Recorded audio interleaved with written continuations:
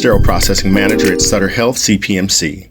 In this podcast, I ask what some people might call hard questions, but what I think are more informative questions about the sterile processing profession.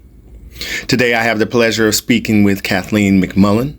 Kathleen is Executive Director of Infection Prevention and Sterilization at Mercy, a healthcare system that spans 45 healthcare facilities in the central U.S. She is board certified in infection prevention and control and is an APIC fellow. Kathy, welcome to the show. Thank you. I'm so excited to be here. So let's just kick it off real quick. What is your role in keeping patients safe, and how does your role interface with your facility's sterile processing function?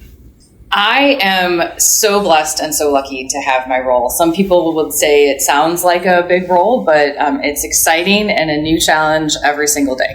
I work to help every caregiver within our ministry. We call our healthcare system a ministry within the Mercy ministry to do what we need to keep patients safe.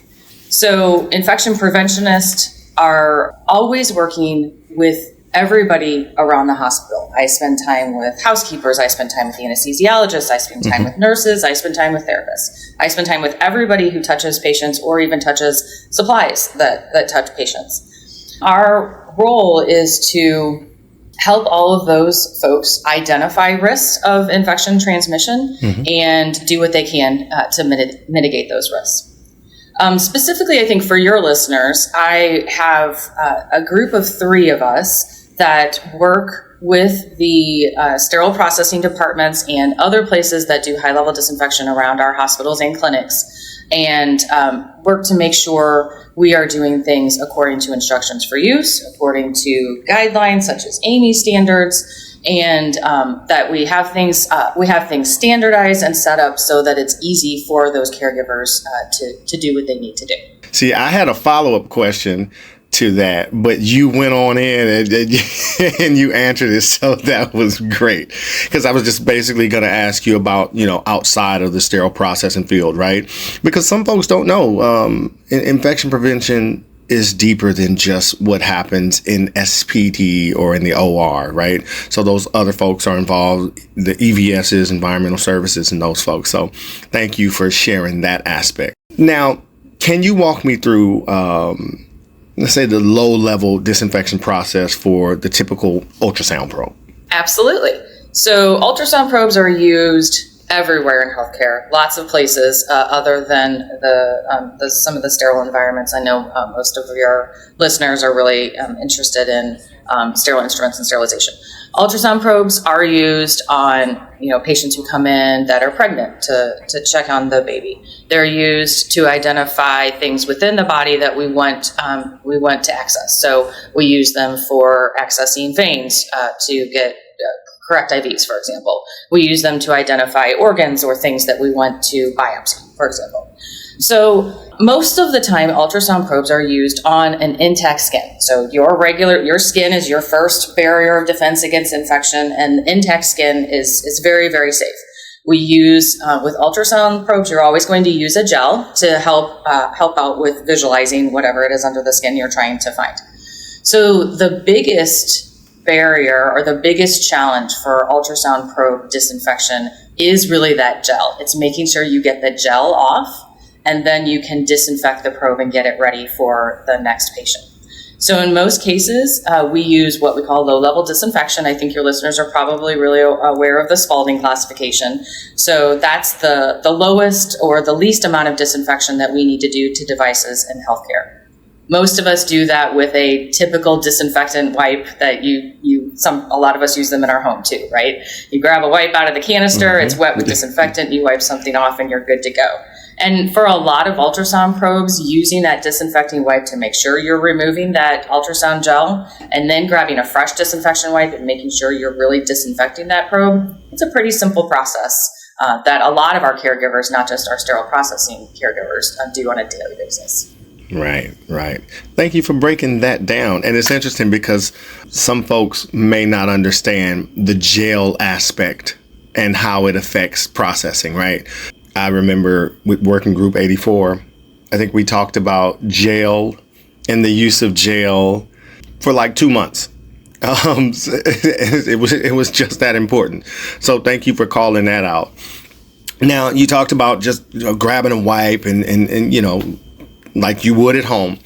Now, what are the risks associated with getting the process wrong? Yeah, so let me take it just a little bit further. Most of our ultrasound probes can be used with low-level disinfection, as I discussed. However, going back to that Spalding criteria, if your ultrasound probe is used on open skin, non-intact skin, then low-level disinfection is no longer appropriate. You need to make sure that that ultrasound probe is high-level disinfected before you use it on that patient's non-intact skin. So that's really the risk point that most infection preventionists are worried about, and that we ask our caregivers about when we're doing our rounding. How do you know that you have a high-level disinfected probe when your patient does happen to have non-intact skin, and how can you be sure that you're processing that correctly afterwards? So the risk is it's everyday infection risk, right? So it's probably relatively low, but still, we do everything we can to prevent every infection. So you want to make sure that you're not, whatever ultrasound patient that ultrasound probe was used on last, you do not want their germs to get into the non-intact skin of your next patient. Right. Definitely don't want that. Definitely. And so basically here we have the Spalding classification and where it comes in handy. Again, stretching back to working group 84, I remember going over TIR 99 and what needed to be included in there and talking about the Spalding classification. And it was tough because generally that just wasn't a topic of discussion for ultrasound probes at all, right? It was for scopes and standard instruments in the sterile processing field. But now herein lies ultrasound probes.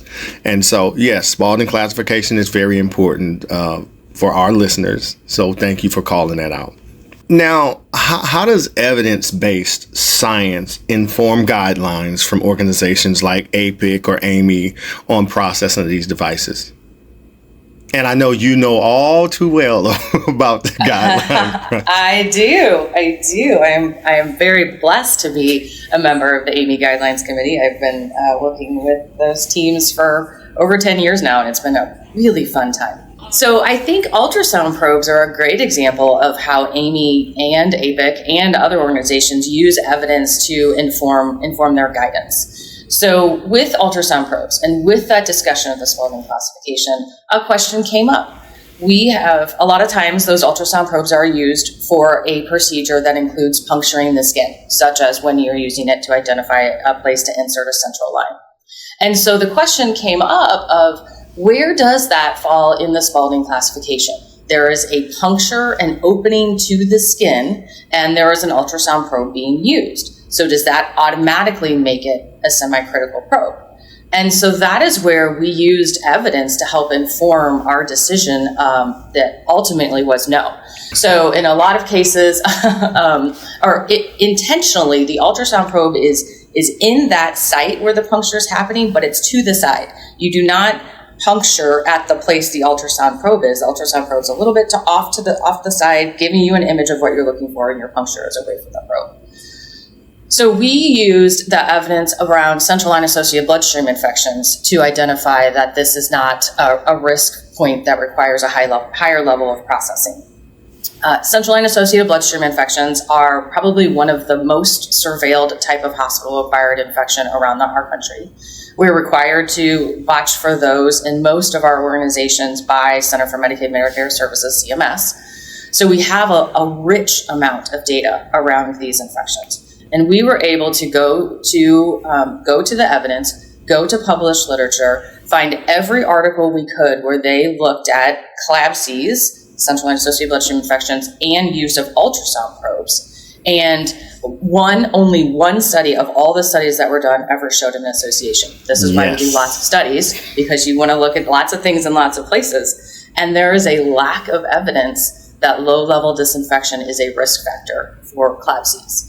So we used that, as well as our investigations into how that process is done and how far away the ultrasound probe is from the puncture, to identify that low-level disinfection is appropriate for those procedures.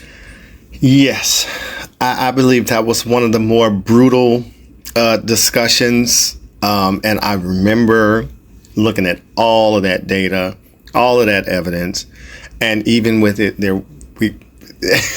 initially there was no agreement. But it's good for folks, for the listeners who don't know what happens when guidelines are being developed, or technical information reports are being developed. There's a lot of work that goes into it. There's a lot of strong opinions. And at the end of it all, what does the data say? What does the data support? And then therein lies our conclusion or our consensus.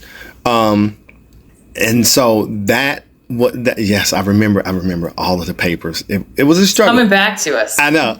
It was great, though. It was great, basically, because we gave the world what they needed to answer those questions. Because, well, what do we do about percutaneous procedures? That was the topic of discussion everywhere. And so we gave them something to hang their hat on, so to speak. And we referenced it all in the AAMI guideline, and we try to write those rationales to explain what we're seeing and why we came to that consensus. Yeah, so I want to just thank you for the work that you put in on that. Yes, your work was just as important there, sir. But thanks. So bringing it back to like training and things like that, how does this inform your approach to training or clinical education for infection preventionists and or SPD staff?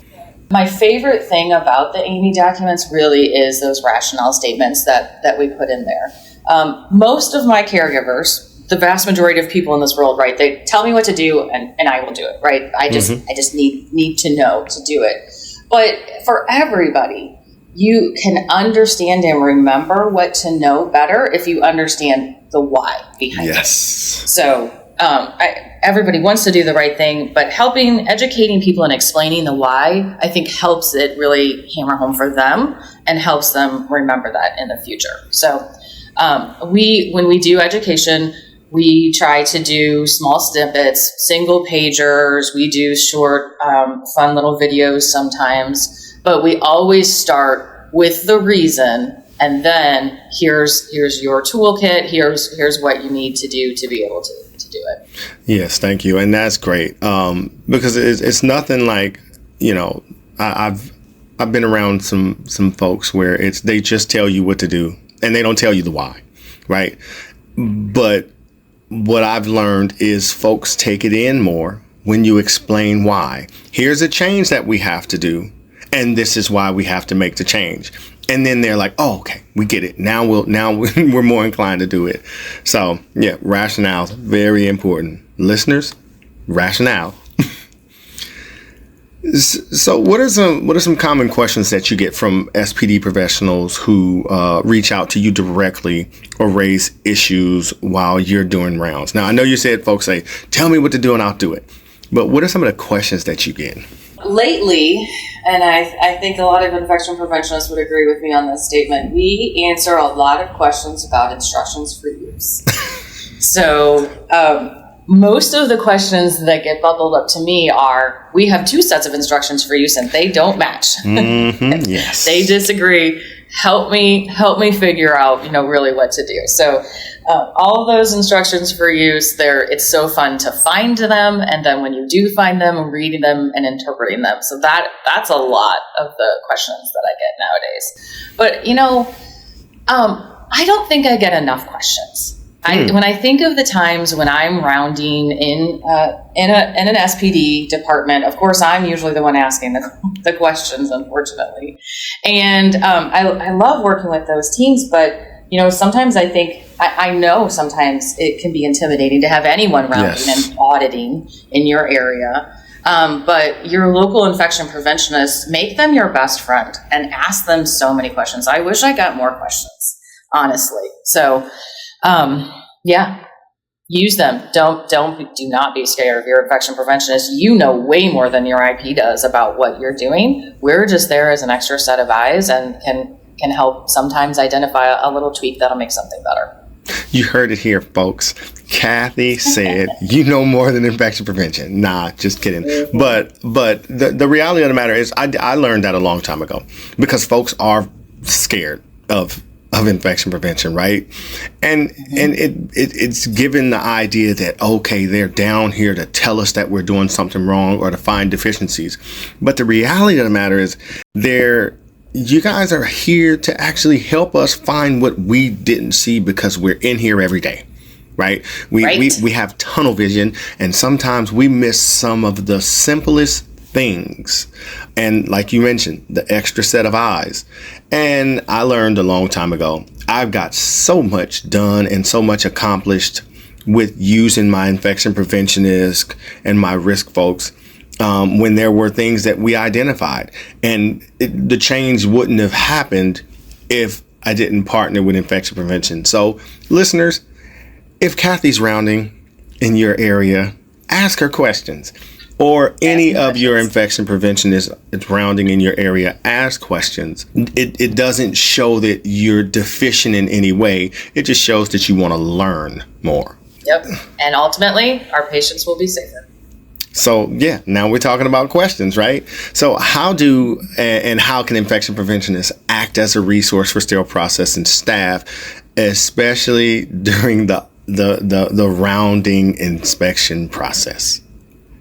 Yeah, I think my favorite way to help out, I think, is helping to interpret those guidelines, helping to collate those guidelines together. Sometimes there's multiple different sets of guidelines we're trying to follow. So, we can. The infection preventionist is good at understanding why they're written the way they're written. Sometimes they're written intentionally to be vague or to allow you to develop your own process for something. And sometimes they're written to be very specific, and there's a reason for that. So I think our expertise lies in some of the interpretation of the guidelines for sure, as well as really understanding the modes of transmission, the science of movement of microorganisms and how that leads to infection. Nice.